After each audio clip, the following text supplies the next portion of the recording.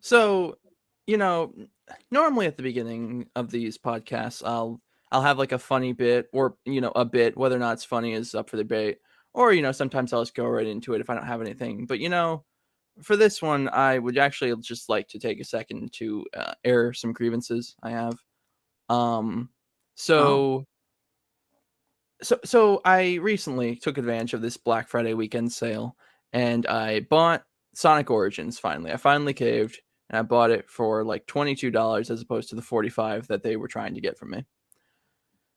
And I would just like to offer a formal apology to every Sonic game that I've said anything bad about over the years, uh-huh. because nothing that those games have put me through could compare to the agony of playing Sonic 1 and Sonic CD back to back. Because those games are fucking terrible. Oh yeah.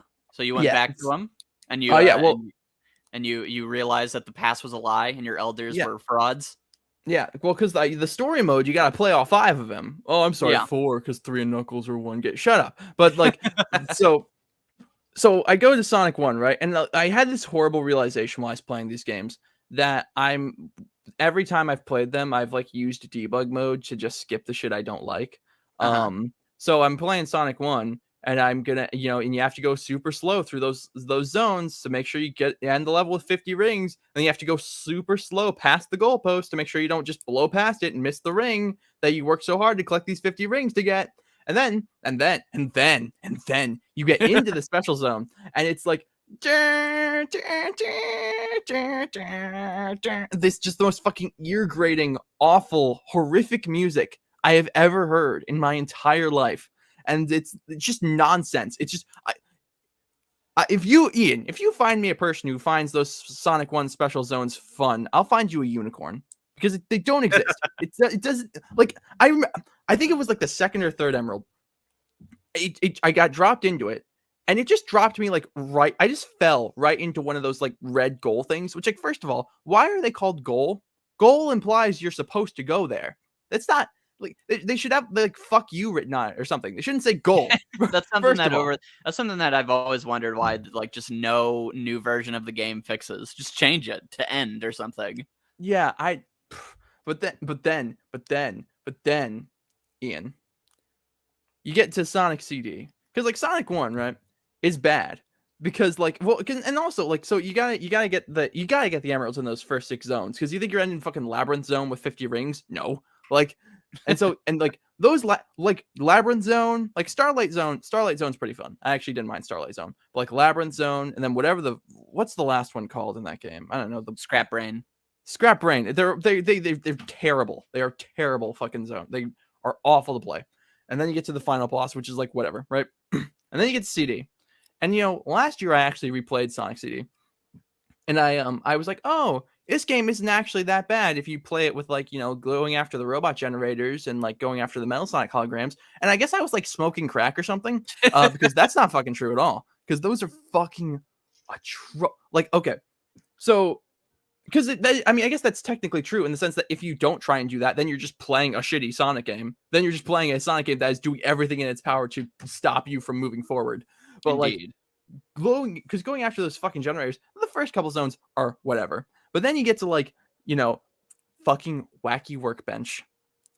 I spent probably 30 minutes just desperately trying to even get the speed to go into the past to be able to even look for the generators.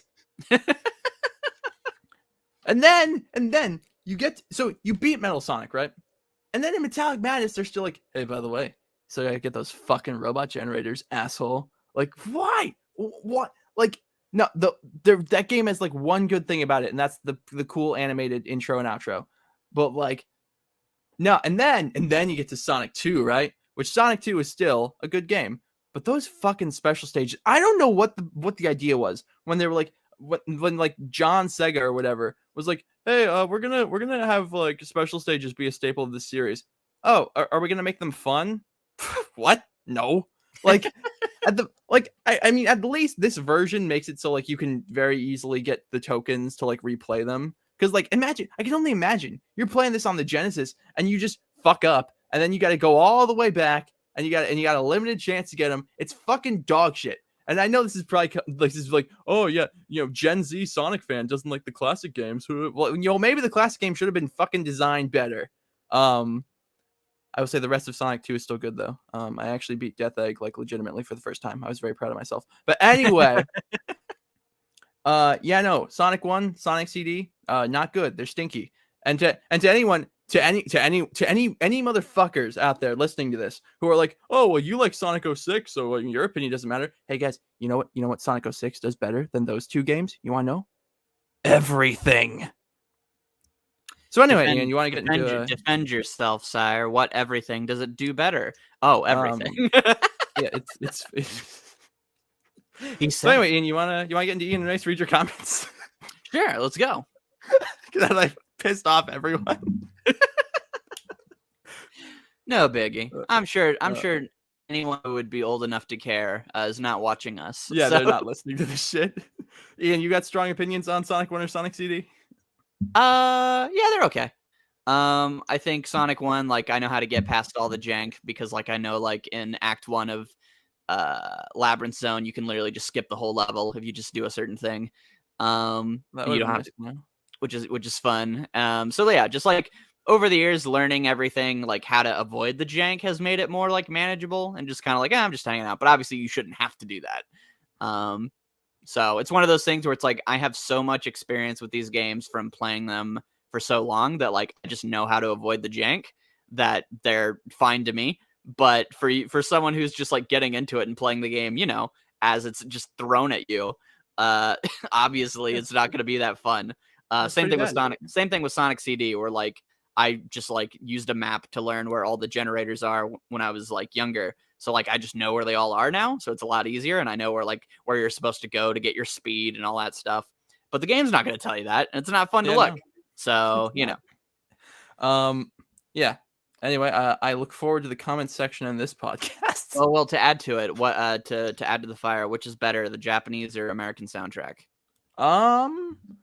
Probably Japanese, but there are definitely Sonic Boom is a better opening than Choo Choo Sonic Warrior. Yeah, I agree. I like the Japanese more, but I think the English is like, if the Japanese is like a 10, then like the English to me is like a 9. Like they're really close. So yeah, they're both. Yeah. Admittedly, I have more familiarity with the Japanese. Like I could probably only name you like Sonic Boom, and then I know there's obviously like Metal's theme, which they remixed for Forces, but I don't really know the other ones by heart. That's fair. So anyway, well, there you have it. I just needed to get that out, and I figured there wasn't enough there for like a full video, so I was just like, what, I'm just gonna start this podcast by doing this. Perfect. But hey, let's go into reading comments. Yes. So on our old IDW discussion, so going back a little bit, so it's like it's a line. This person's name is just like a couple underscores. So I guess just like from line, they liked your rants. Well, they said, my God, I love these rants, but I think you ranted a lot more in that one than I did. I think I was just like sad. So. You were just getting beat up and pummeled by my rants. Yeah. You're like, oh, and then I was just getting like, beat up. You were getting beat up because I was being mean to you. On the IDW one? No, we were pretty much in total agreement on that one. Oh, I thought it was for the Frontiers. Yeah. No, for IDW. Okay, yeah, that's fair. Our rants are funny, Line. I'm glad you understand that. Thank you. Yeah, if you like rants, I think the only time I've really been like ranty on this show was I guess 5 minutes ago, but also when go back to the origins of the Freedom Fighters episode. I had would you call that a rant or like a breakdown on my part? Breakdown's funnier. I mean, it is. All right, from a Derpada, this is on our Frontiers review.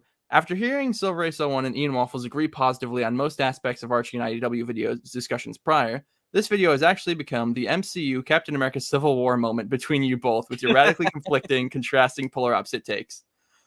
Personally, I'm on Ian Waffles, but that doesn't mean I don't understand and sympathize with Ace. This whole thing was a straight yin-yang situation, hero and dark. Great listen, and I wonder if something contentious like this will ever come up again. Keep it up, you two. Well, first of all, thank you very much. Except for Yeah, when you agreed with Ian. But I of guess, course. yeah, I guess we need to fight more. So, Ian, what are some things you like? So I can just like, what if what if I like go and I read Sonic the comic and I'm like, Ian, this is wonderful. What are you talking about? I just won't show up anymore. It'll be over. That'll be our in between Civil War and Endgame period. You'll have to find new friends to be in your movies. I'm over it. uh, And then I'll die at the climax. uh, from so wait, so you're the Iron Man and I'm the Captain America here? Of course, I started this whole channel from scrap. Like, of course, I'm the OC. What? This is the Silver Ian. So you know. The Silver Ian. All right, from a couple more from Horizon. Are you going to review Archie Sonic Online? No.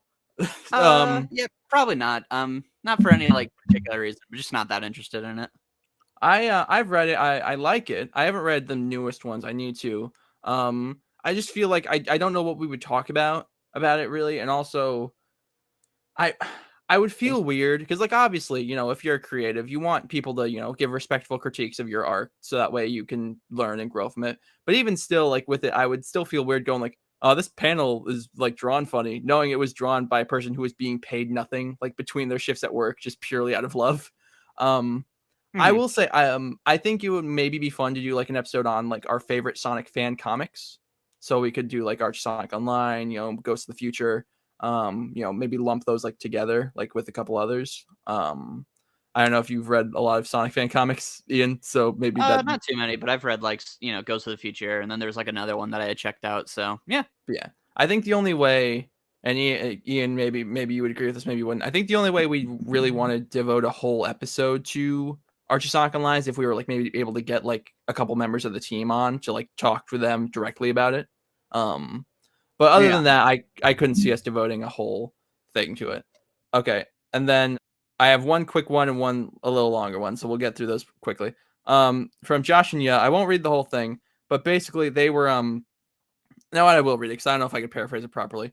So they said, I'm not sure what you find confusing about the new history behind the worlds collide and its aftermath. So, Ian, if you remember, I was very upset about the fact that they felt the need to retcon Eggman and Wily's meeting pre-worlds collide in Yes. the Worlds Unite thing because I was like, why does it matter? Just don't do that. Like, so Josh and he writes, as explained in Boom number 8, the Super Genesis wave rewrote history. In the new history of this new world, Eggman is stuck in the white space after Time Eater failed to stop the Sonics. Then a portal opens due to Wily connecting a Chaos Emerald to his computer. Their conversation goes like how it does in Mega Man number 24, so does the rest of Worlds Collide. When Shadow uses Chaos Control, Sonic somehow gets memories of his old history.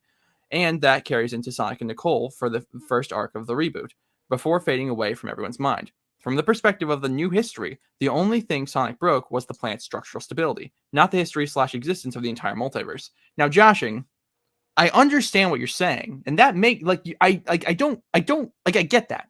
I just think it's really fucking stupid because just don't. Again, it's just like why I don't just don't do that. You don't need to go like, oh hey, we have to re-explain how Eggman and Wily met. Why? You don't. You don't need to do that. I guess it's just for like because obviously like the whole point is that Preboot's gone. Even though it transitioned over, new memories were replacing it. So I guess it's just like an interesting factoid of like, oh well, what happened in their timeline is that, or as far as they know, is that the Time Eater did it. So I guess that's what it's supposed to do, is just kind of like fill you in on like, okay, but what do they think happened? And I guess since reboot was kind of meant to, be just that, a reboot for new people to get on, so they won't have to deal with all that lore this deep into the story, and especially if you're grabbing like Mega Man fans, they just might not have wanted to be like, oh yeah, there was like an alternate timeline universe. But I guess what you're saying is just like you don't need to explain it at all. Just have it be that they just know each other. So yeah. Okay, last one. From Javin Scruggs or Havin Scruggs. Again, I don't know how this is supposed to be pronounced. I'm not going to read the whole thing because they left a very lengthy comment on our Frontiers review, but I'll just read the first part, which is, I'm on the side of Ace with this one, and overall really like Frontiers' story. And actually, this has like hundreds of thumbs up, and everyone seems to agree with it and agree with me through association. So, man, that's crazy. But anyway, That is crazy. I can't believe my fans have betrayed me like that. Well, all right.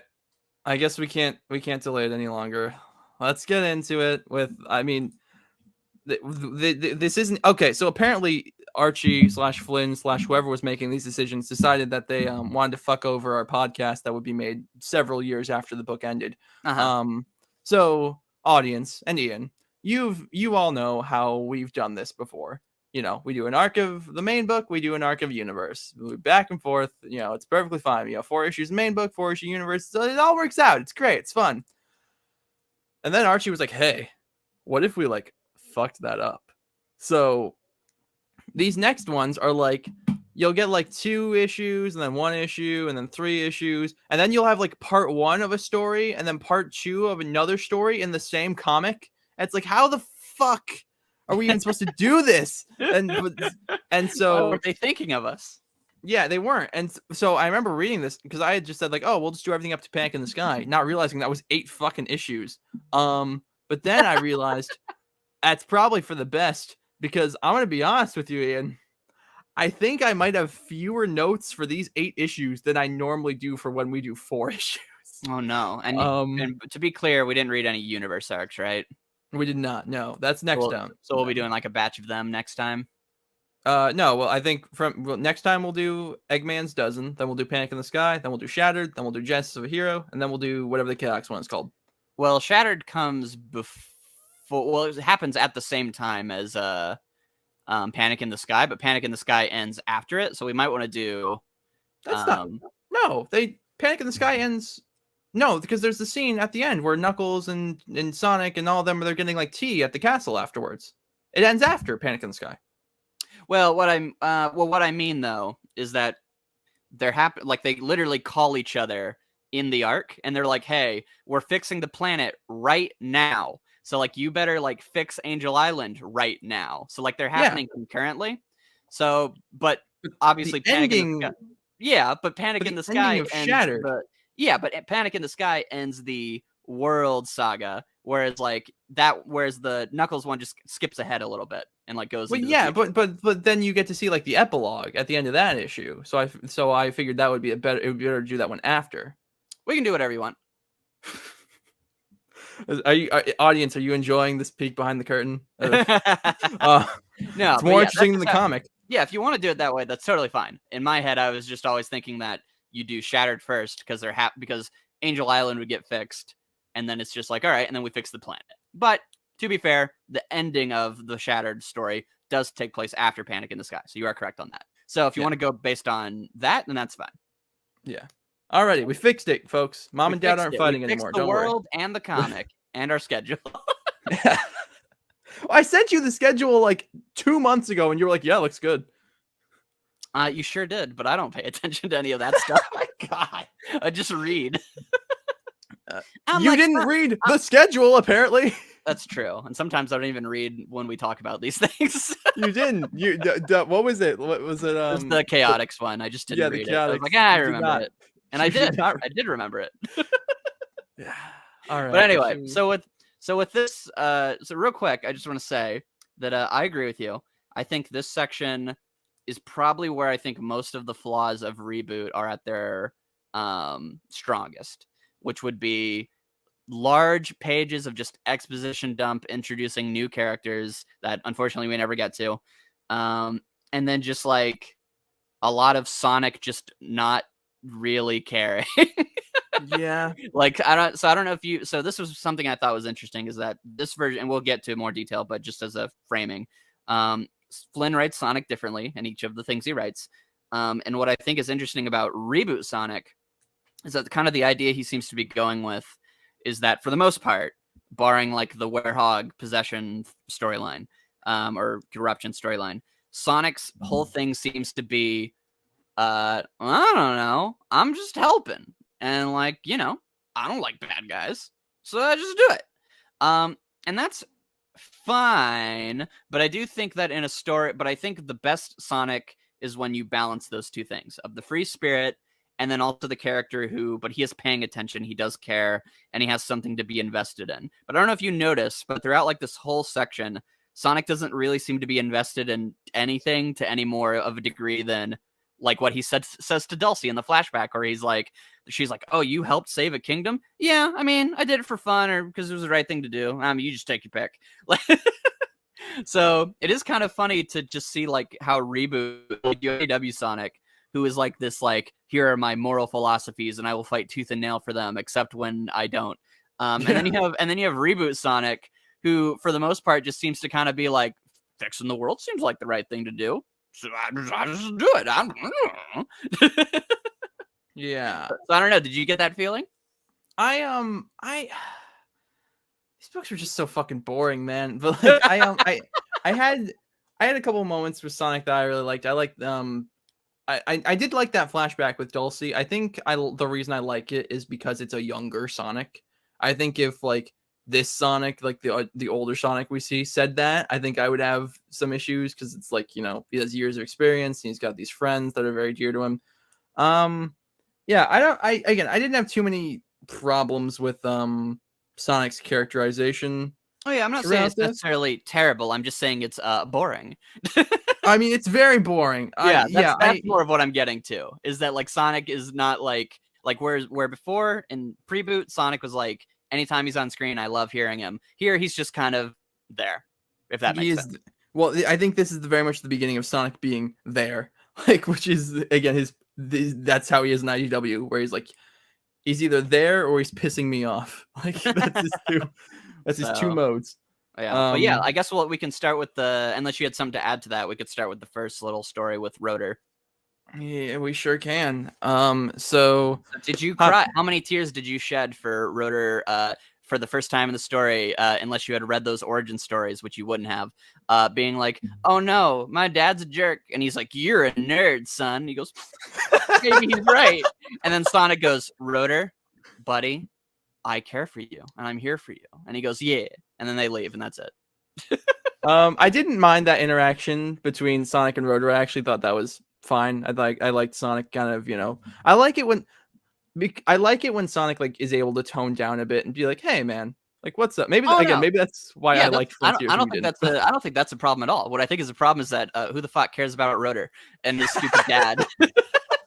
Well, I will say, so it is a bit of a leap from like Rotor's dad being like, you know, mean to him for being a nerd to being like a Nazi, basically, as far like on this world. The problem is they're going with like the Eggman's the strong and we follow the strong, which is like fine for like a no-name nobody villain, but it just kind of feels weird to like introduce this Rotor plot line with his dad and give me no reason to care.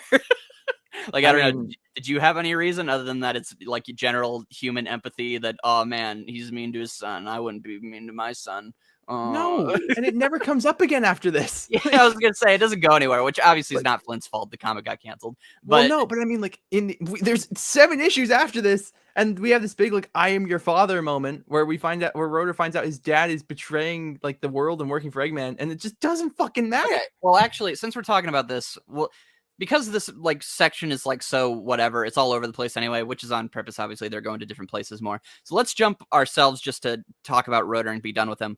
What did you think of Rotor's character trait that is introduced and then dropped, which is he cares about the big picture, and then Sally's like, but you should care about the people, and he's like, yeah, you're right. In the end. Well, considering that section of this was like the only part where I was like invested or I felt like had any life whatsoever, I didn't mind that. I think that could work. I think the problem is it's too inconsistent. It's all like Rotor never actually has like a good like back and forth with anyone as far as that. It's very much like, I don't think this has come up until now, has it? Unless it was like maybe he says something under his breath like, "Hoof." Oh, I think he says like, "Why are we?" Yeah, I think the one other time they bring this up is the when they're doing Champions, and he's like, "Why are we playing the games? Why don't we just steal it? We're saving the world." And that's it, right? I swear there was one before this, but I'm not sure. But even still, like as a character trait, I just can't be bothered to care.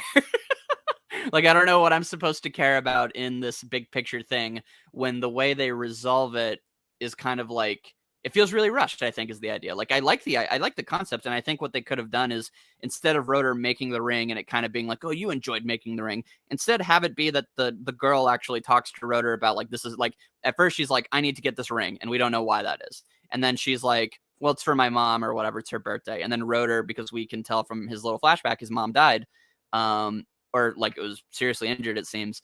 I would assume she died of being sick or whatever. Then you could have it be that he relates to that, and then he remembers, oh, the reason I'm big picture is that I lost all the things that I really care about, like, that deeply. I have a team, they're my friends, obviously, but we're saving the world. That's what we're doing. So why aren't we doing that? And it's like, oh, wait, I still have forgotten to be like a person and to like care about the fact that other people have people they want to see make it to tomorrow. So I need to, or to just enjoy those little moments that I didn't get to have. But instead, it's just shoved in at the very end of, yeah, my mom's dead, so I kind of relate. The end. Yeah. You know what I mean? Yeah, I agree. I think my big problem is that there's never really a moment from what I can remember where there's any like real conflict of like Rotor going like, we need to do that, like the scene in Sonic and the Black Knight where Sonic stops to help the girl who's crying, who ends up being Amy or whatever her Black Knight counterpart is called. Yeah. And they need to do the trials, and the sword is like, you need to do these trials, and Sonic's like, well, yeah, but I gotta go save the people from this dragon. And that's kind of an illustration of like, big picture, we need to stop King Arthur. King Arthur's going to plunge the world into the underworld, but like at the same time, like, we need to save these people from this dragon. There's never really a moment like that, and I feel like this idea of like Rotor's big picture, but Sonic's like trying to do what's in front of him would have benefited a lot from a moment Sally, like that, or Sally, or anyone really. Like, I think, yeah. But like, I think showing that dichotomy, I feel like you needed a scene like that. But I feel like anytime it comes up, it's like it's just Rotor grumbling about it. Yeah, it's Rotor going, why are we doing this? And other people going, because we are, and then Rotor just goes along with it. Like, yeah, and I really think, the way you fix that is you just give him a reason to, like, you actually delve into the reason why he's like that, because otherwise it just makes him come off like, oh, Rotor's just like that. Okay. Like, okay, who cares? That's an annoying personality then. Yeah. Like, annoying, like characters being annoying or things or just having like contrasting ideals with your heroes. Because obviously we're here, we want to see a cool adventure, and I think most people can relate to the idea of like, yeah, you should help out these people. So if you think Rotor's annoying, what you would want to do then is give a reason that he's like this. Like, is he insecure about something? Does he have baggage that he's working through? But it really does just kind of see like that's just minorly implied at the very end, but we don't really get anything from it. Yeah, no. But so that's Rotor. That's Rotor in the comic because he doesn't do anything else. So. Well, he's not. He didn't get to be a congressman anymore, and so. So yeah, Rotor's mid. Whatever. Moving on. Rotor's mid. We find out that this walrus who has like a cool design, who I assume if we see him again, we're not going to see the cool design because now that they revealed his face, they want to like show us his face. Is actually his father. Dun dun dun. Oh god, my next note. So Sonic and Rotor get thrown in this prison with the couple who are like, we're supposed to defend the village, but there's monsters. My next note, I kid you not, is I already don't care about these people. Did you feel that constantly? Yeah. We have to go save Bloobity Blue and his blobbity blah, and we're like, oh no. I think the only time I cared, and it wasn't even so much like I cared, I liked the story, it was with the ring and with the mom's birthday. Like, that was the one time where I was actually like in any way invested. I thought them themselves was cute. Like, like the little thing at the end where it's like, so what did you guys need again? It's like, oh yeah, we need like the Gaia key to like fix the planet. She's like, oh my gosh, oh wait. Yeah. I'm an idiot. So, and they're like, we just had a whole character arc about this. Don't calm down. Sonic turns to do a Werehog and they escape. There's not much to say. They escape on the Santa sleigh from a few arcs ago. I still love that. Still great. The Santa sleigh. Yeah, I love that, but I love the joke of, again, to clarify, even though I think Sonic's kind of boring, I think a lot of his one-liners are really funny, and that's what keeps me like enjoying him more or less, is when he says like a convertible in this weather, and he's like, not now, Blue. I thought that was fun. Yeah, but yeah, so then they escape and they get the Gaia keys. And then oh my god, there's a little wait. Okay. Ian, do you have the comic in front of you? No, but I can pull it up. There's so at the end of this story, Which there's issue? like the 270. Oh god, is this 276 or this is 276? Yeah. Go Okay. to the last panel of the first story and tell me if you can see anything wrong. 276. Last panel of the first story. Yeah, there's a little red end or like rectangle right on the bottom right corner. Okay, let's pull Go it to the up. look at the last panel and tell me if you can see what's wrong with this. Yes, I noticed that too, and I did think it was very funny, which is that they are capturing the little flicky seal, and he is also a walrus man or whatever. Oh, okay. I was so confused for a second because I was like, why is there's anthropomorphic walruses, but there's Yeah, also like a real walrus? that's the joke, because those are some of the animals you save in like Sonic games, are like the little flicky versions of animals. So it's just kind of a visual joke right here, where it's like, wait a second, it's a Goofy Yeah, and Pluto situation. yeah, that threw me for a sec. But anyway, Which, by the way, there's a great joke in The Amazing World of Gumball where it's like a first-person view from like inside a cat cage, and Gumball walks up and he goes, Mom?" And she goes, "Just don't think about it too hard, sweetie." oh, I think I've seen that. I think I've seen that like on Twitter. But that's good. And then one last good thing about this issue was the daughter who was like, "You're fluffy." We're not done. There's still a whole Eggman story. I meant of the main story. Oh, okay.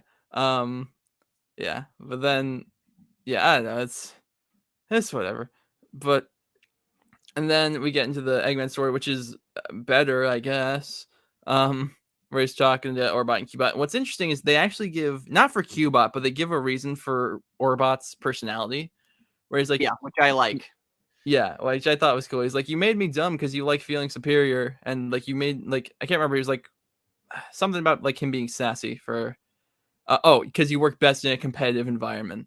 Yeah, which I actually think is like a legitimately like funny and good, I like genuinely like fun idea for Eggman of like, yeah, like I need like a subordinate who will just like try to get at me, and then I can be like, "You're stupid," and like put him down.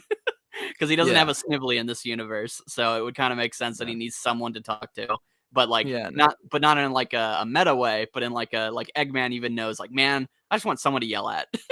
Yeah, well, I mean, and I remember in Prelude, one of my favorite little details is that he programs his robots to feel fear, so that way he can like enjoy pushing them around. Yeah, there's also a reason in Preboot that Cubot is messed up. Like obviously in colors, there's like, "You're broken," but like literally we see it in Preboot when they come out the little pod. Cubot like smacks into a wall, and he's like, "Well, I'll fix it later." I don't remember that. I need to read Preboot again. It's been way too long. But real quick, more inside baseball. I thought of this. Why not just once we finish Reboot, just read Preboot? we could do. I would be totally down for that. Yeah, because I know you haven't read in a long time. So where would we start from though? Because like there's a lot of it. I mean, I'm not making you start from the beginning. I won't torture you. So ooh, you know what we could do? Huh. I have an idea. So we start from like Flynn's run, but like every like 5 to 10 issues for like a special episode, we go back and we do like a classic story. Okay, yeah, that'll be fun. So like we could do like Mecha Madness, Hypersonic versus Super Knuckles, or Super Knuckles, issue 175, like that kind of stuff. Or sorry, 75. Yeah. Okay. Or yeah, we would definitely need to do Sonic Adventure 2.5 because I genuinely really like that one. Yeah. Okay. Yeah, we'll do that then. So cool. Okay. Hey everybody, we decided just now we're gonna do Preboot after Reboot. So yay. Anyway, yeah. But anyway, what other thoughts do you have on this riveting story? Eggman saying, "Hold on, Metal Papa's coming," was fun. Yeah. I actually like Eggman's this whole thing of like he loves Metal Sonic, because I think it's just like implicitly funny, this idea of like he hates Sonic, he wants to kill Sonic, but he really loves his evil robot doppelganger of him. which I don't think implies like, oh, he secretly cares about Sonic. I just think it's such an egotistical thing of like, this is what I need Sonic to be. Just like my robot obedient son who fucking listens.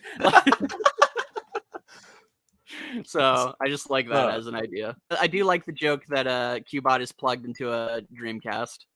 That is fun. I like the joke in the off panel where Sonic says goodbye to all of the crossover characters, and he goes, "See you in the next crossover," and then there's a bubble from off panel going, "No, you won't."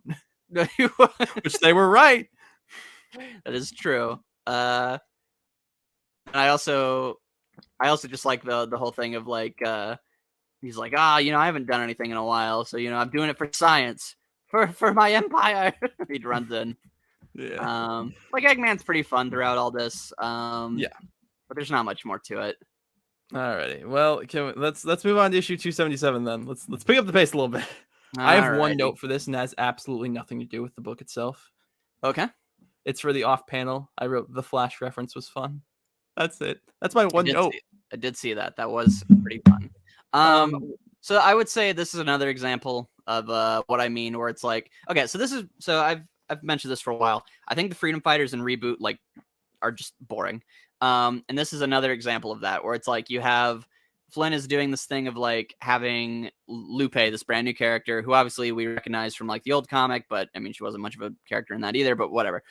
So she's in this, and we're like, whoa, it's here's this old friend, and Lupe is there to show like, yeah, Sonic and the Freedom Fighters, specifically Sally, they've done good around the world and they've really helped me and stuff. And I don't know why, but I just really don't get anything from just like, yeah, Sally encouraged her. Pretty cool. And I think what it is that because in this timeline we haven't actually seen any of the things that Sally's talking about, like, oh, my kingdom was taken away from me, so I had to accomplish this, or this type of thing. Because we're starting after the fact, it really does just come off like just exposition dumping of like, whoa, like my dad was taken away from me too, but I was able to get things back by believing in my friends and working hard and blah blah blah. I'm like, yeah, that's really nice, Sally. But I don't care. Exposition dumping in this comic? Yeah, it ain't so. In this section? Yeah. No, I think my big problem was that they've already won.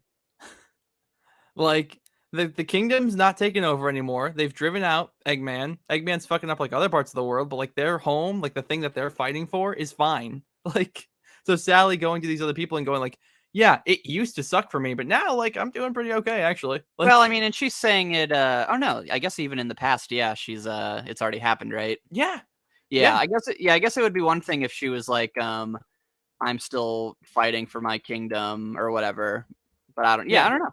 I guess it's just this, like, the only thing that I thought was pretty humanizing, and I think this is, like, again, a consistent problem with the Freedom Fighters, is that since we've lost all the context of, like, them being in the war and, like, getting their home back and all that stuff, we're just supposed to, like, plaster on our feelings for them that we had in the old series, which doesn't work, because they aren't the same people anymore. No, they're not all the same people, as we will see in, like, a later in this. Yeah. But one moment I thought was good, that I was like, okay, you could do something with this, is the part where, like, Bunny's just like, oh, he's being reckless or whatever.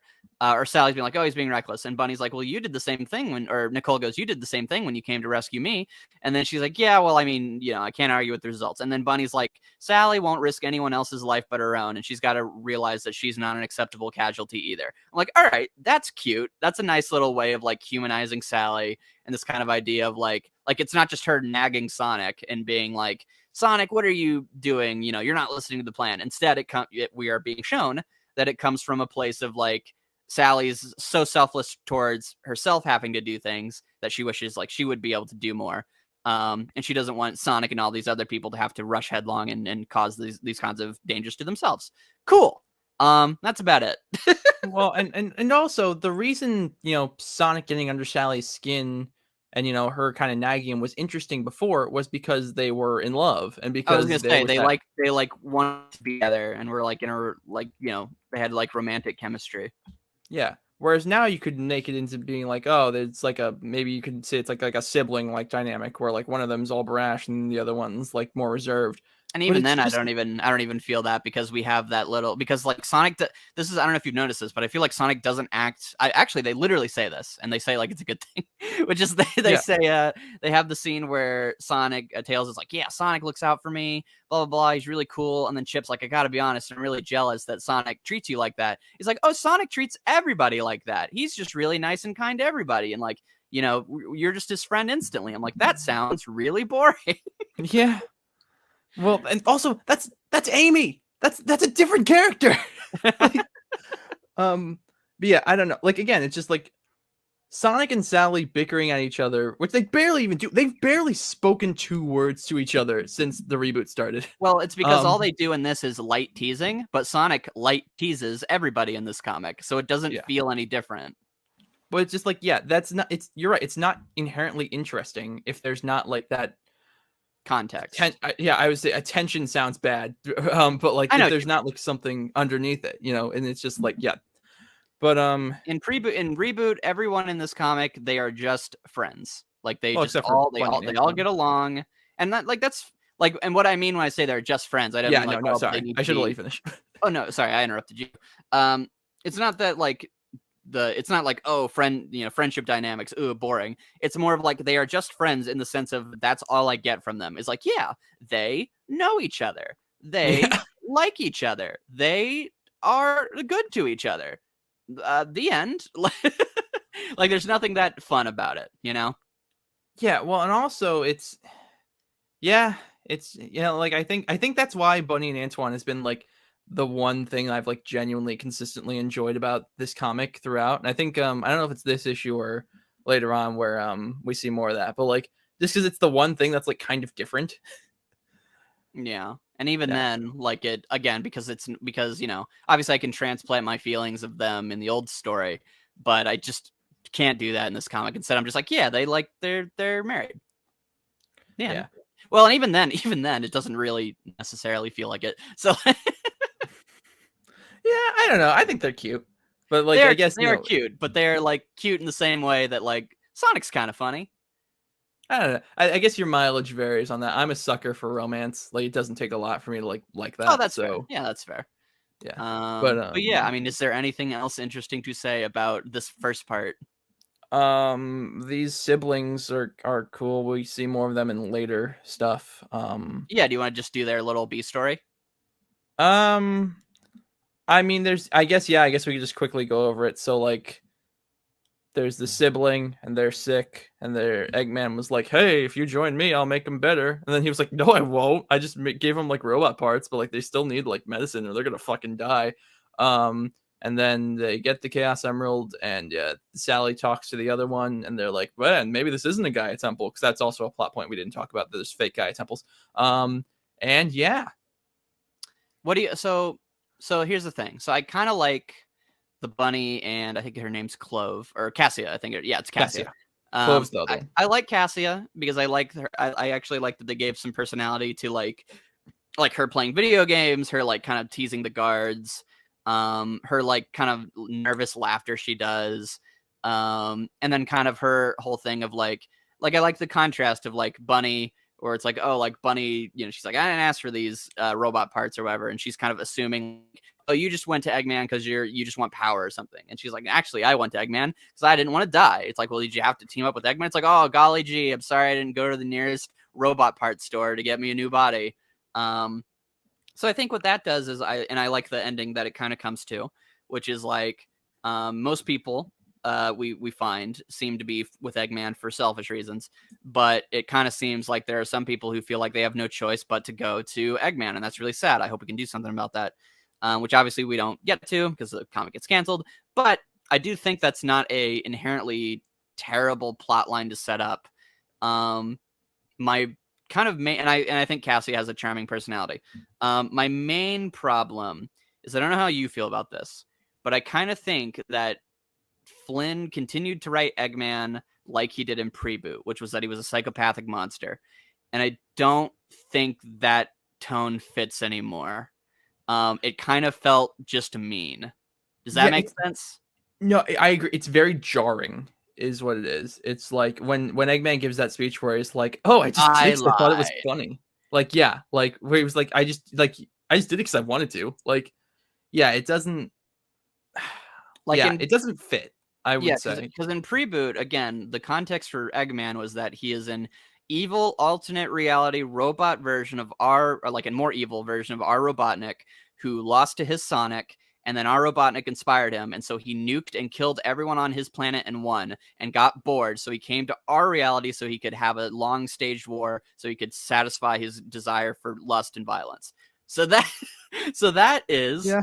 that Eggman. So it makes sense when you have things of like the Baron or whatever, Bunny's uncle, who like they were just stranded out in this world, and they were driven to go towards Eggman because the people they were stuck with were treating them like slaves and all these other things, with all that stuff.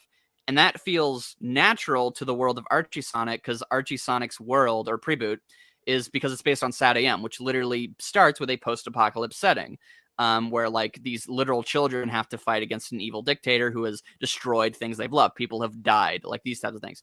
So the world of Archie Preboot is just awful. It's just an awful world. Mhm. And so Eggman continuing to be awful and to be a part of that fit, and it felt natural. And it also worked too, because usually when he was torturing people, it was other greedy people. So like he was torturing Lee and Da or Dimitri and using them against people. When he brought in all of his barons, he has Drago, who's like a traitor to the freedom fighters, and he's like, oh, by the way, you're trying to get up all in my face, if you keep talking I will blow you up and kill you. Sucks to suck, nerd. Like that kind of stuff.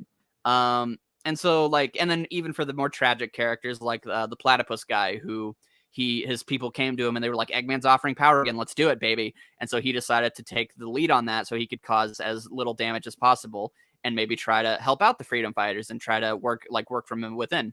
You don't feel like, oh man, like he's just torturing these people and this just kind of feels sad, because every character has like a thing that they are actively able to work towards or try to get done, basically.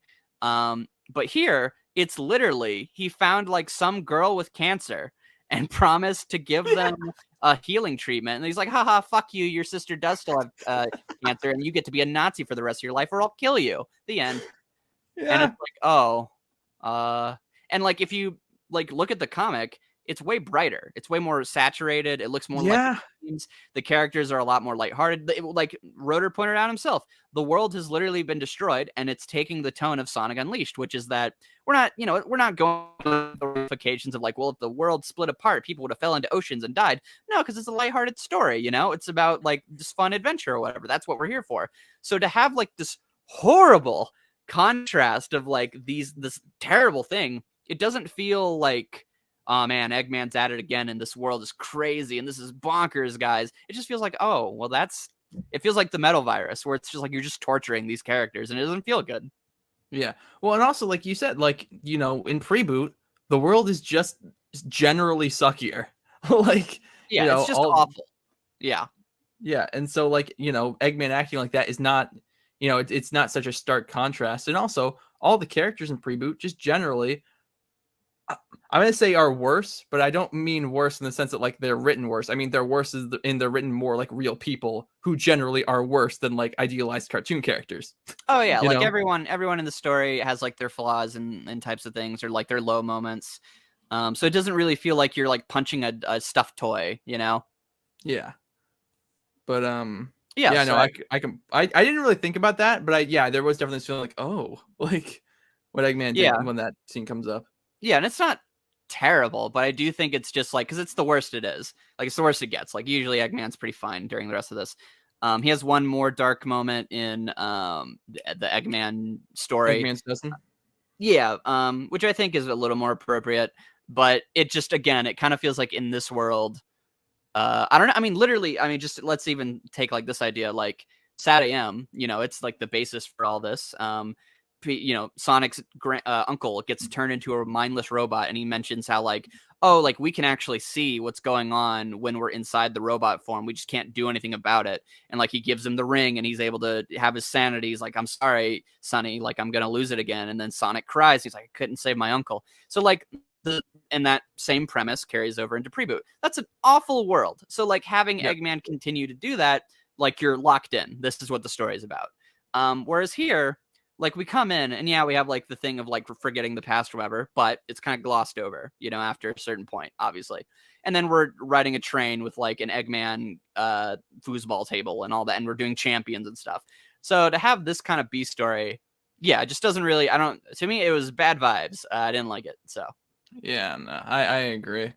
But yeah, is there anything else to really say about that B story though? The girl does still have cancer. Like, yeah, the end. yeah, Goodbye.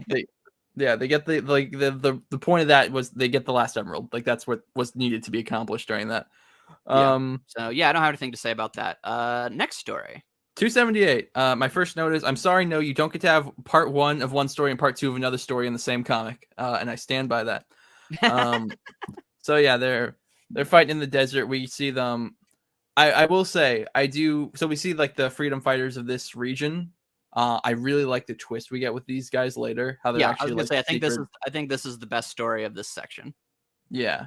But yeah, how they're like secret Eggman guys. Like I think Well, and actually, you can literally see this in the work whenever that girl is like, "Hey, Big, why don't you go around that corner and like get eaten by a bunch of dark Gaia monsters?" And then when he comes back, he's like, "What, Big? What happened?" He's like, "Oh, I destroyed them." She's like, "Oh, that's great." yeah, I didn't even think about that. That's interesting. Also, is this the princess from the in the background? There's a fish girl with an umbrella that has water dripping from it. Yes, that is the lost princess.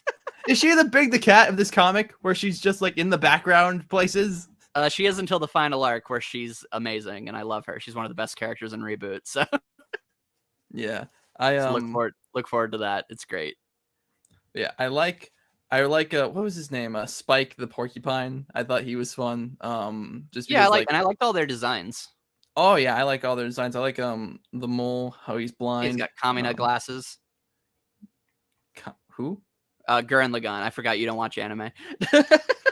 I've seen some anime. I watched Evangelion. The movie was very bad. Fight me, Evangelion fans. Anyway, but yeah, what else did you think about this little story? It's fine. The cover's cool. I really like. Yeah, I like the mirroring covers. I will say I think the best part about it was probably the twist. And then also Big, I thought his joke every time where like Antoine's like, "Oh, it's very complicated," and then Big's just like, "It's this," and he's like, "Oh, well, I guess it's not that complicated." That was fun. What did you think of? So actually, this will be a good contrast. So, what do you think of this kind of version of like characters working for Eggman because they're in distress? Where it's the idea of like Eggman and Sonic's war is going to constantly happen, so we're going to choose the side that will like basically protect us, which is like working for Eggman because it's just going to go on forever. So they basically have become like nihilists, where they're kind of like, there's no way we're going to win. And then you contrast that with Sonic, who's like, dude, I'll just win and you'll thank me later. And in this case, I actually think that this is good. Like, I actually think this is interesting. Yeah. Like, what do you think? Yeah, well, that's more in the next issue, but fuck it, I think we covered everything. Yeah, we're just talking about this anyway. We're just talking about this so. Yeah, so I actually really like that interaction. I'm trying to scroll through and find it, but yeah, where he's like, why do you keep like stop fighting him? Like you're just agitating him. You're just causing more destruction. Like just stop. You're gonna keep causing more destruction, and ultimately he's going to win. It will have all been for nothing. And he's like, and yeah, no, I really liked. I couldn't tell you exactly why, but I really enjoyed that interaction between the two of them. Yeah, because I think that feels more reasonable as like a dark twist on people working for Eggman, because it really is this kind of idea of like, yeah, like Sonic, the Sonic world is going to have conflict forever with Sonic and Eggman. And so it actually does make sense that there might be some people who give up on the idea of like things ever being back to normal, or like being like, safe. Because, Eggman, as they've established, I think, well, like Eggman has bases all over the world. Every time we go to a new place, there's always some Eggman troops or people they have to fight. So I think it makes a lot of sense that in their head, they're like, well, the way I protect my people is like he's literally having like those kids dressed up as freedom fighters who are then who are still doing good, but they're also feeding information back to her so that she can keep track of Eggman, but also have the manpower and things to protect the people she cares about. So I actually think that's like a good use of like a dark twist, if that makes sense. Yeah, no, I completely get it. Also, the bird lady who Nephthys? What? I like her design. It was the point I was getting at. Yeah, she's cool. My next note was just, oh shit, when we get the twist of them working for Eggman. But yeah, and I'm trying to look now at the for the scenes of her being like, hey, Big, go kill yourself. Like, there's a great joke with Big that I love, which is when those monsters show up, and he just goes, "Ah," and then they attack him. He goes, "Ah," and then he grabs them and he goes, "Ah," and then he kills them. And he goes, "Oh, okay." Yeah. Yeah. And then I see here Chip's like, hey, should we go help? And the Fennec is like, no, we shouldn't.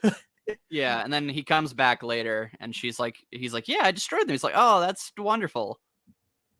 Yeah. Her response is really, well, nice work. Yeah. But yeah, that's fun. And then they want to get obviously Chip. So. Yeah. And then my note for the interaction where we find out that the girl is going to still be dying of cancer is just ouch. Big oof. Big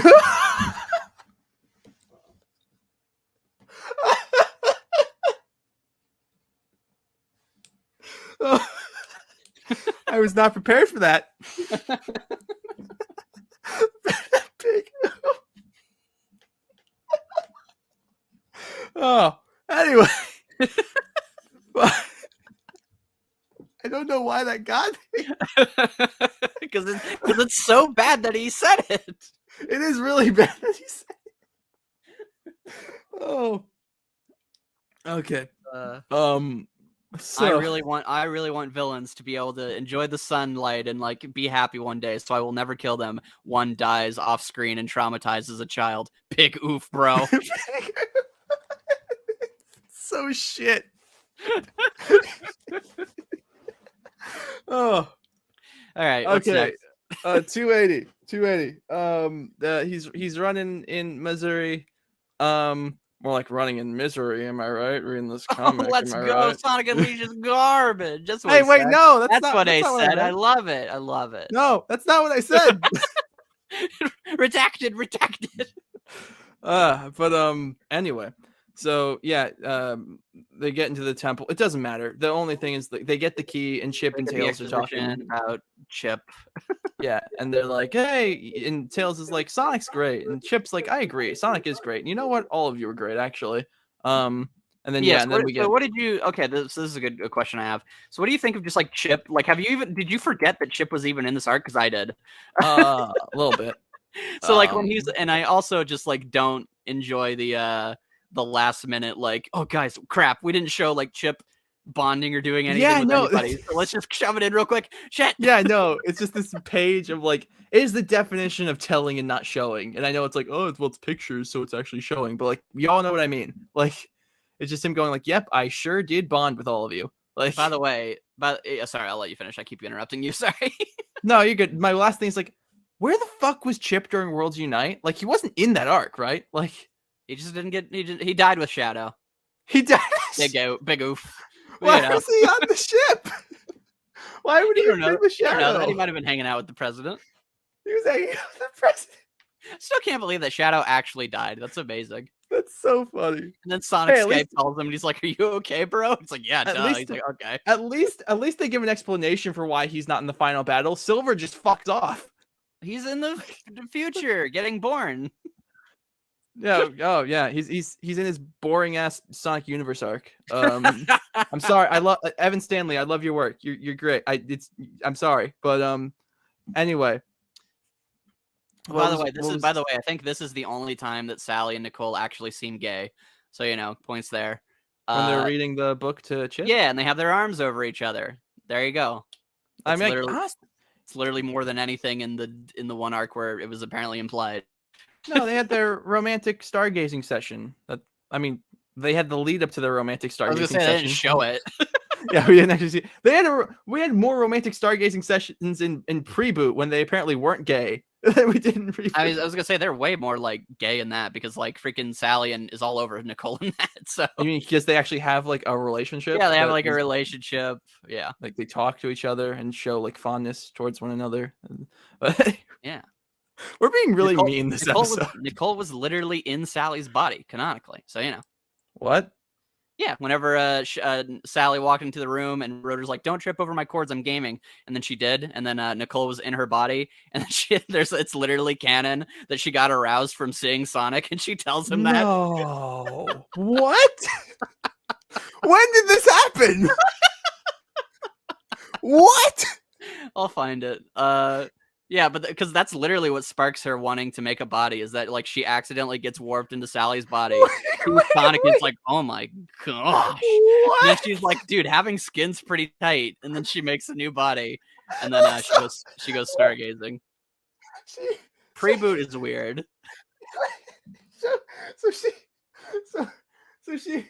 she gets horny and she's like, man, this is great. Like, This is awesome, dude. Having a body is awesome, dude. oh my God.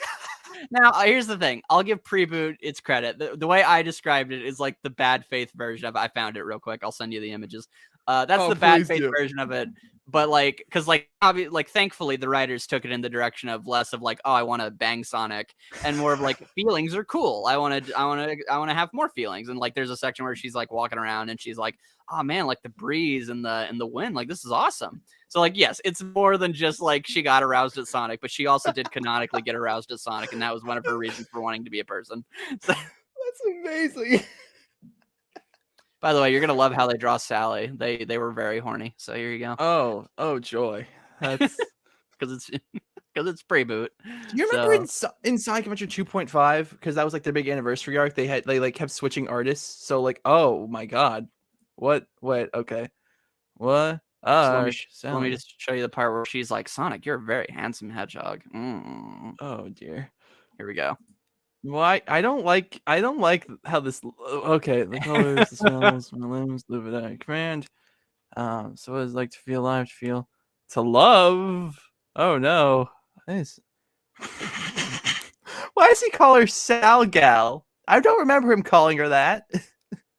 He has a bunch of alliteration things he does. Oh god, it gets better. What's the shakes? Right, Sonic. It's not as bad as when he said to Bunny, "Hey, why the sour puss?" What? This arc is so fucking boring. We're talking about other shit. I'll find that for you. I don't know why this body has a feeling of happiness and sadness. So is this from before or after she slapped him? This is after.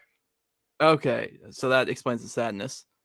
When I look at you, it is most strange.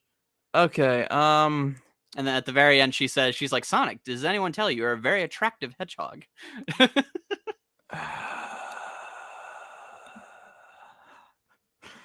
Well, back to boring stuff. Yeah, back to that. This is what I'm talking about. This wasn't. I said this in our IDW video, and it stands by. Not so. Reboot has had some like a lot of genuinely good stuff, but at least with Preboot, if it's not good, it's at least fun to make fun of. Or it is always just endlessly fascinating. Yeah, like the story you said off mic about like when Mina got shot by a real gun and the office just exploded. Yeah, it was sick. Yeah, like. I just know like none of the editors caught that apparently. Yeah, and like even this story, like just how ridiculous it is of just like the way they draw it, like just how in depth they go in. Like it's fun. Whereas this, it's like I am Dulcie. Sonic helped me. He's my friend, and he's a good guy. And these are my friends. I don't really want to introduce yourself. Okay, can we just move on to the Sally part? The Sally part's the only part I even have notes about. Okay, they get the keys, and Chip learns that he's God or whatever. So Sally's like, we need to get the keys from the Guardian, but her mother is having a birthday and they're behind, and so they talk, and it's just a sweet story where they help her out, and I will say, okay, so they go to the restaurant he didn't make a reservation for, and Sally's like, hey, could I get the table? And they're like, oh, well, we're packed. And I'm sorry.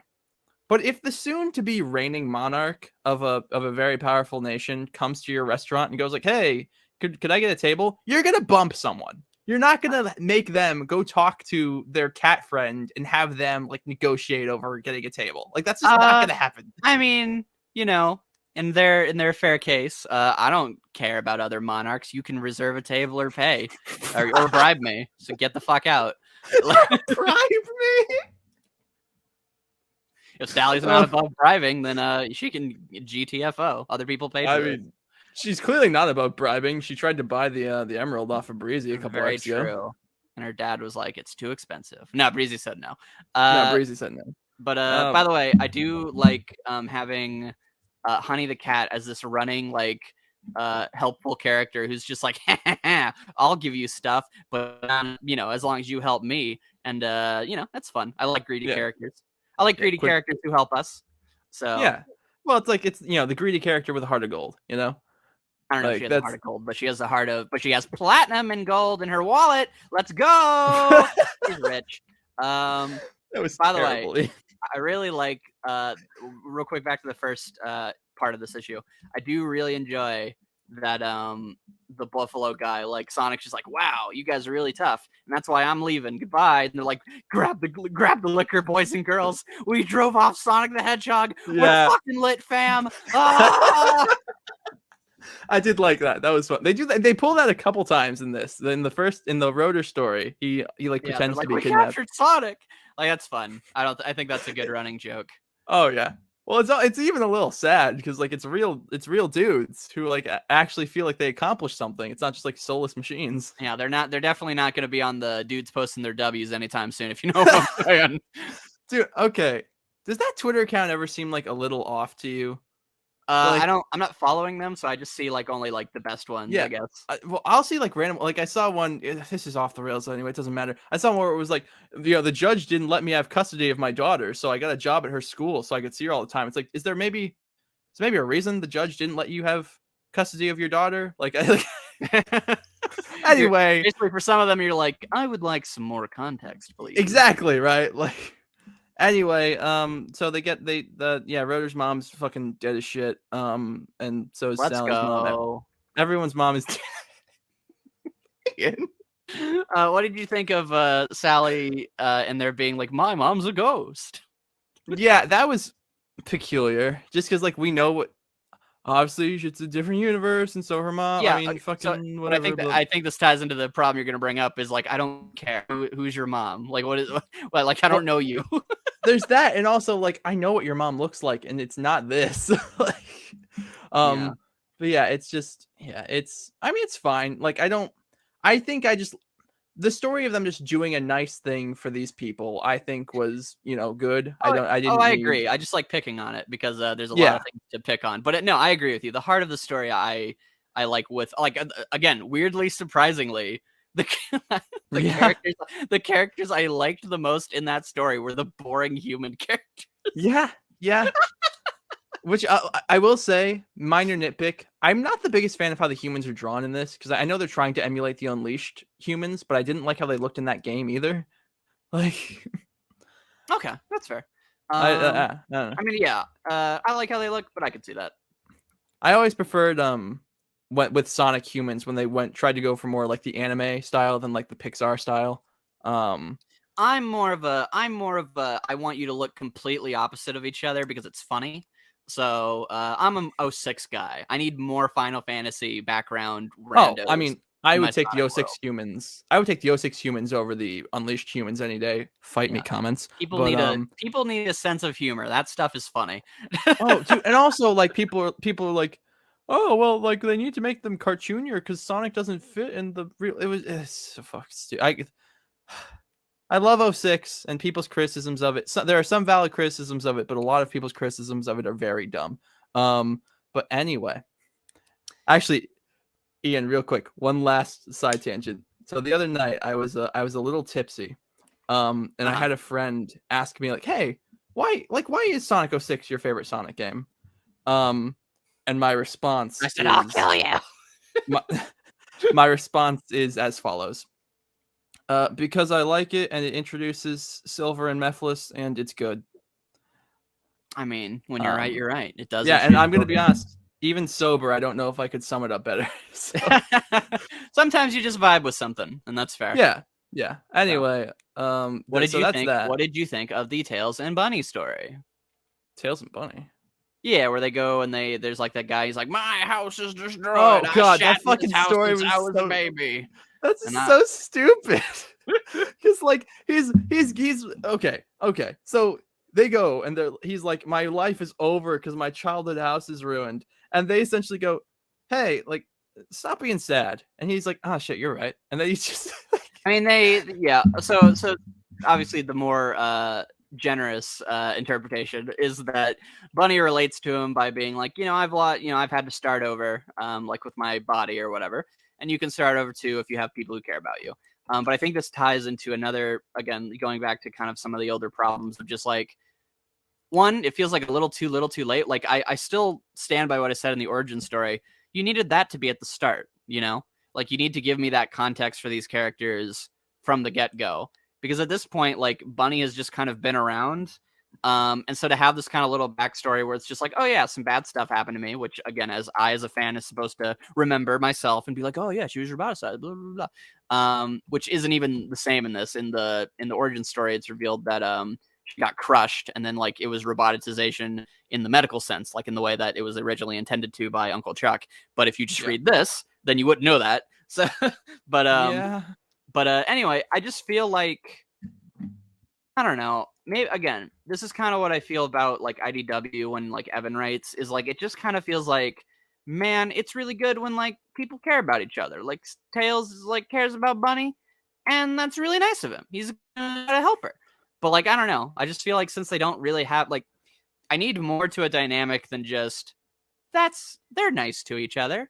And it's not even that I need much, all I really require is just some sort of context that would make that hit more, I feel like. And I feel like this flashback doesn't really do that. I don't know how you feel. I like the flashback. I don't know. I like when things are cute. So I didn't mind it that much. No, but that's what I mean. That's what I mean, is that it's just, oh, it's cute, but I want to care. That's like, it didn't like tug on my heartstrings or anything. Like I think that's probably what they were going for. It was more so just like, oh, that's nice. Well, like, and that harms what you said, where it's like, you're like, oh, the story is like they tell him to get over being sad, because the story didn't connect with you to transfer over to like, oh, Bunny's really helping this guy, And that's the big problem, is that like, and my biggest thing with this is that like, this guy has been sitting on a pile of rotting wood for, if I'm being generous, a few days at least, maybe a few weeks at most. And he gets one pep talk from a person he's never met before and goes, oh shit, man, what have I been doing? Like, like that, yeah, like that was like, yeah, go ahead. That's I mean, I wasn't like mad. It's just like, what? Like, yeah, that's kind of been our thing. This whole arc is like, there's nothing that's just terrible, but it's just kind of mid. Yeah. I didn't sign up for mid. I want to enjoy myself and really like something. I feel like most of my positive opinions on this little section has just been, oh, it was funny. Oh, that's pretty cool. Oh, that's kind of nice.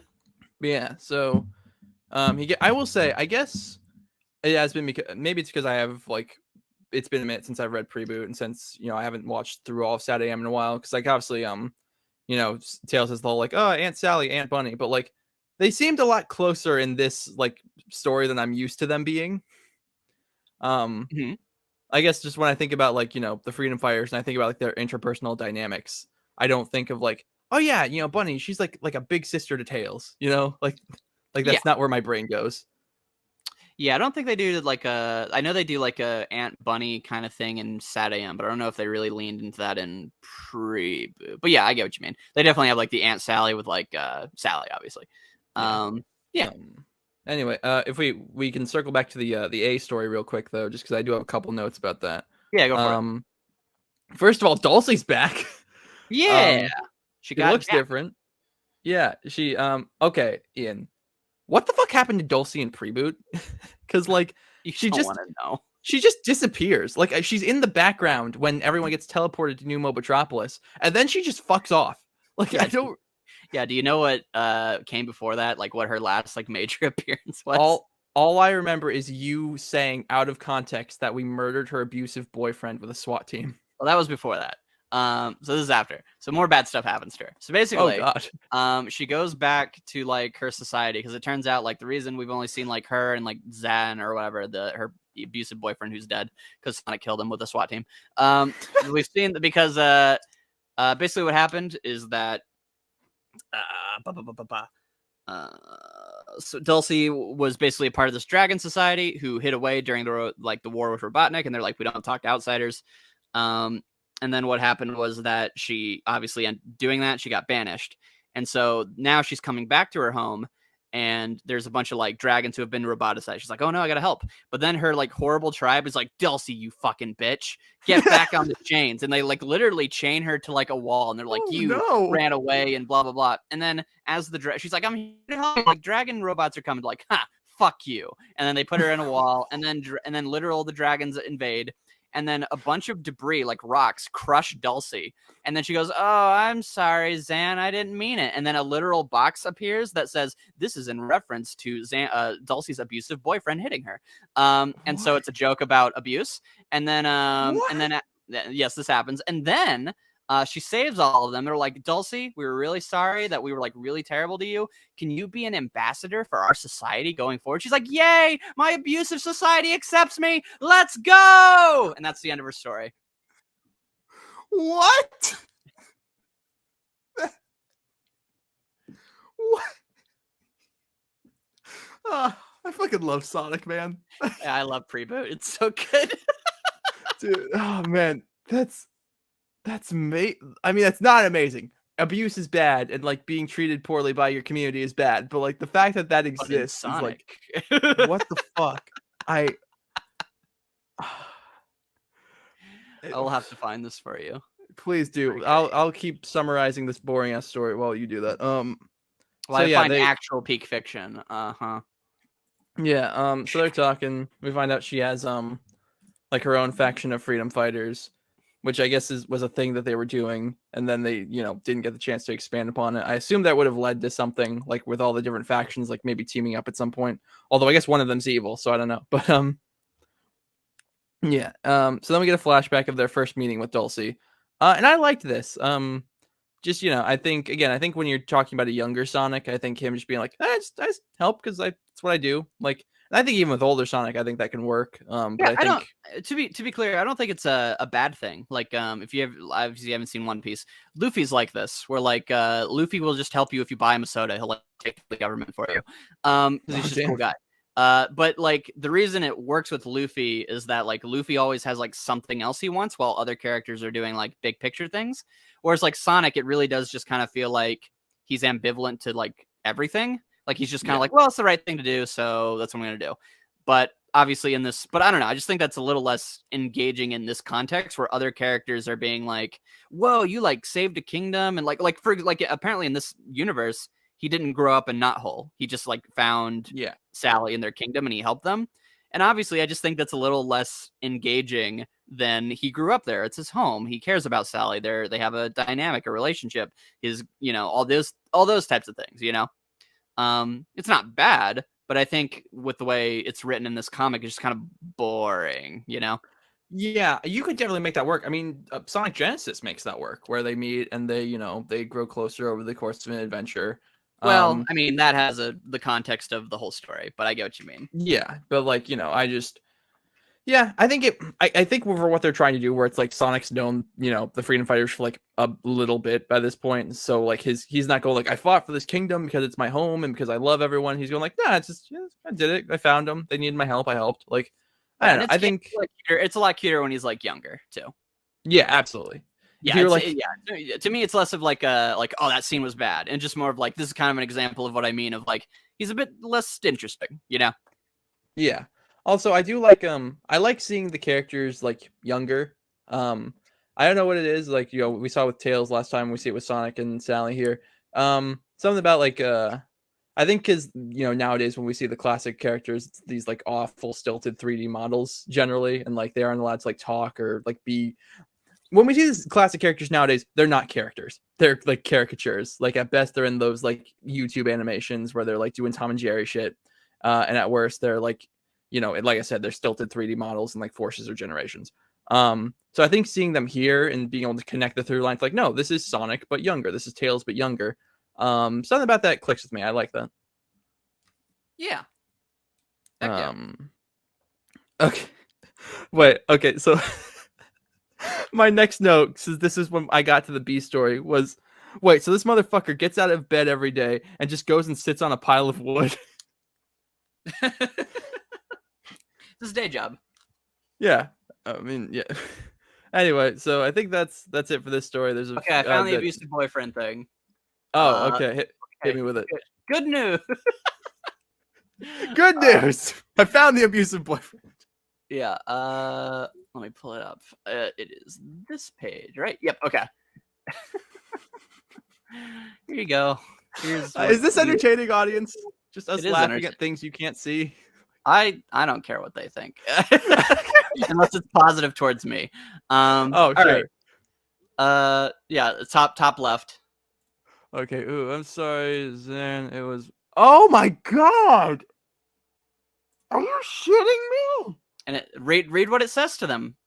A reference to her abusive domestic partner. I can't. That how does that how would that how did they let this happen? Who approved nobody this? Cared. I can't fucking believe that fucking they what? What? That's wow. Oh my god. Ian, it's not every day I'm rendered. Did you think it wasn't as bad as making it? Well, no, because the way you said it, it made it sound like Zan was there and she was apologizing to him. Not that it was her comedically going like, "Oh no, Mom, I don't want to go to school," but like instead of that, it's her referencing a fucking abusive relationship. And the comic points it out of like, this is what she's talking about. I can't fucking believe what the fuck? Who, what? Oh my god. And they also put his little head there. Is that what he looked like? Yeah, he's like this evil red dragon. What the fuck? So anyway, and so Mighty shows up, and he's like, "Hey, Knuckles, I'll help you." And they're pretty gay for the rest of this, but we'll point that out more when we get there. And then yeah, so then next issue, Ian, I think you fucking broke me with that, dude. I can't. I'll lead the way. So next storyline is just catching up with Knuckles and how they're getting all the pieces of the Master Emerald. And so we just have one little story where they raid a little base. There's some funny jokes here. Like I like where Mighty gets the emeralds and then he's like, all right, well, if we move from here and like the place is there. And so he just tosses them like 50 miles into the sky. And then the sloth dude is just waiting there with a basket to catch it. And it like lands like 10 feet to the right. He's like, close enough. Yeah, I like that joke. And I also liked Amy going in and like playing a bunch of like just clicking a bunch of noises and making a bunch of noise to mess with everybody. And then she's like, oh man, I never should have messed with this. This is Tails thing. Tee-hee. And then she just leaves. Yeah. Yeah. I liked when Knuckles sees Mighty punch a dude through a wall and he goes, when this is all over, you and me have a sparring match at my place. My island, sweaty at night. Yeah, it's like sparring match is definitely code for gay sex, right? Like, I mean, he said, let's have a sparring match. So, they'll spar, all right. And Amy can watch, so we're good. No. She's on the island at the end of the arc. Well, yeah. I take it back. I don't like the implications of that. But oh yeah, I forgot she's not a 6-year-old trapped in like a 17-year-old's body. Is that better or worse? That would have been worse. I thought I was doing a less worse thing. Well, I feel like it's anyway, so it'd be worse for her to be a 6-year-old in the 17-year-old body though, right? Like, that's true. It's bad no matter It's very bad, and you should feel bad for saying it, no matter what. Well, to be fair, Prelude has broken me and made me think it was okay to laugh at domestic abuse. So Well, they wanted you to laugh at domestic abuse. The joke was literally, haha, she got hit by her boyfriend. Isn't that funny? And you did find it funny. So I don't know what that says about you. No, that was I flipped the script, Ace. Now we're interrogating you. Oh no. So anyway, Sonic's still a werewolf. That's pretty weird. Nothing. Does anything happen in this A story? There's the lady that looks like Nicole. She was in Prelude, right? I'm remembering that right? Right? The lady who looks like Nicole. The evil lady with the red eyes. She has the rice hat on. Oh, like Prelude? I swear she was digital, like the virus character. No, wears purple. She has a rice hat on. She has black and red eyes. Oh, yes, she was in Prelude. Yes. Okay. Don't make me feel like I'm going crazier, Ian. This whole episode just been a fucking descent into madness. I'm sorry, audience. This is what reboot does to people. It makes you nostalgic for Prelude, and then you go, "Oh God, what were they thinking?" So it's just a cycle. So okay. Cheese get 'em. Cream says that in reference to her line from Sonic Heroes, where she says, "Cheese get 'em." Woo! Let's go. I made the joke about Knuckles and Mighty being gay. The Mighty throwing the thing, that was fun. The off panel with Knuckles' mixtape. I like that. That's fun. Yeah, that was funny. Okay. All right, and then last but not least, the worst issue of the bunch, which is literally just, hey, so all this comic you've been reading, we're gonna tell it back to you for 26 pages. Well, my first note is it's finally fucking over. Little did I realize I had not seen the worst of it. Yeah. No, this is the worst issue, right? By far. It's literally just recap. Oh yeah, people paid money. I assume you paid money for this. Yeah, I paid money for this when it came out. It was in my subscription. For my monthly issue, like this isn't weekly or whatever. My monthly issue, I got to be told everything that happened in the comic before. And then Eggman in a B story is like, man, I have done shit this entire arc. I better make up for it in one B story. Yeah, it's like when your favorite show has like a clip show, but like at the very least that comes out weekly. So like, also this cover is so fucking cool, and it's wasted on this. Yeah, I know it's one of the coolest covers. But like, yeah, no, it's literally audience. It's just them going like, so we have the Chaos Emeralds. That's pretty cool. So I need you all to. What even is the plan? The plan's like, hey, could you all like go fight Eggman stuff? So that way we can go into the temple, but he'll be distracted. Like, that's just the plan, right? Like, I mean, I'm going to be honest. I didn't reread it. So. That's fine. I don't blame you.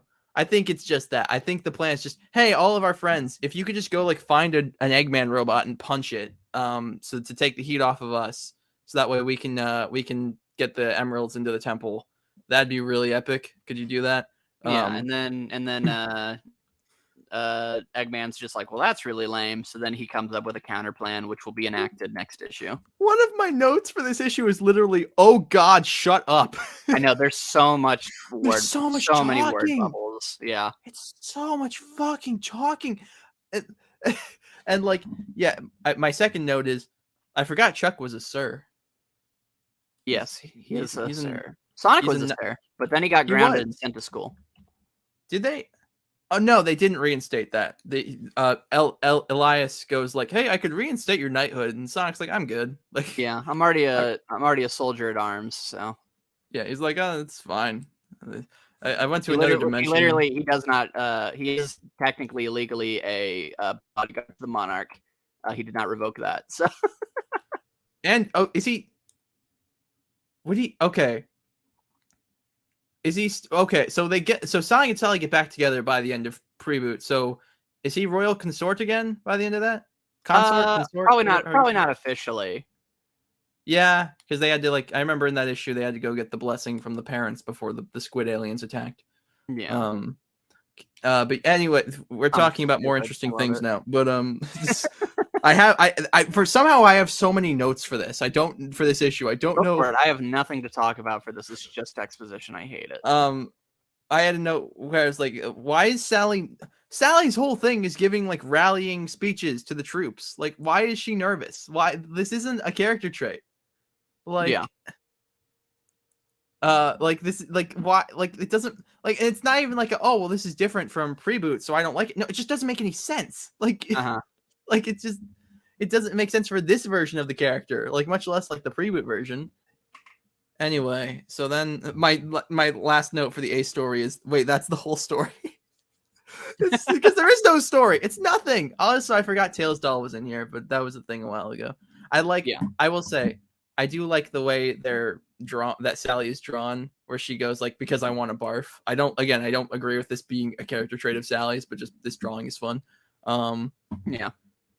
And then we get to the B story where Phage is that it? Shows up and is like, "Hey, I've been doing something." I just noticed there's like little emojis of Phage like being like sad next to it. That's cute. That's something. Yeah. Something. But and then then Eggman sees he intercepts the transmission because of Tails doll, and he calls all these guys who I assume we're gonna meet next episode in Eggman's dozen. Speaking of which, so does Nagus' sister want to bang Eggman? Is that? Yes. So okay. That's cool. After he wore her down, obviously, which is canon. That is true. What?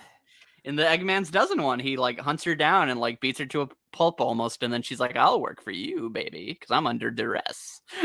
Oh dear, that's bad.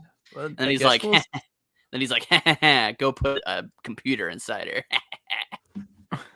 Okay, well, yeah, no. So Eggman he calls everyone, he rallies his troops. He's like, "Yep, we sure are gonna do stuff," and then that's it. It's over. All right, it has a good off panel though. Yeah, I don't think I even read this. Let me real quick. Is this meant to be Doctor Doom? Dr. Doom and Darth Vader. Oh, that's fun. I like cute. that. I like that they get the shit kicked out of them between the panel. I didn't even notice. That's funny. Yeah, that's a thing I know. I like things I know, and my brain goes, "Hey, that's a thing you know." And then, so anyway, this fucking sucked.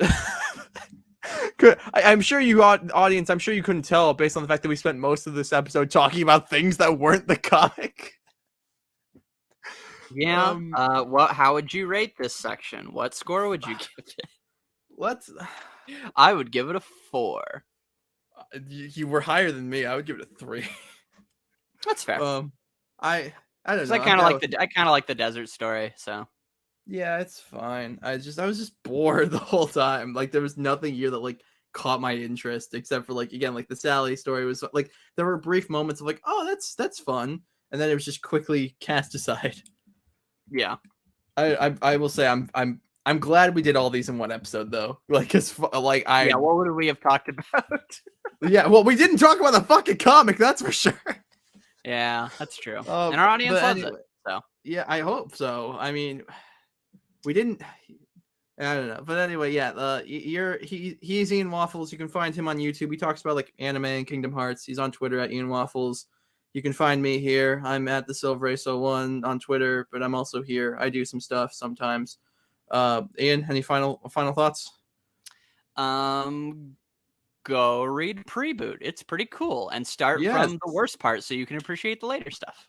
Yes, you can be caught up with us when we go back and do that for season 2 of Sonic Comic Chaos. Yeah. And we're never doing Sonic the Comic. Bye. Bye. Peace.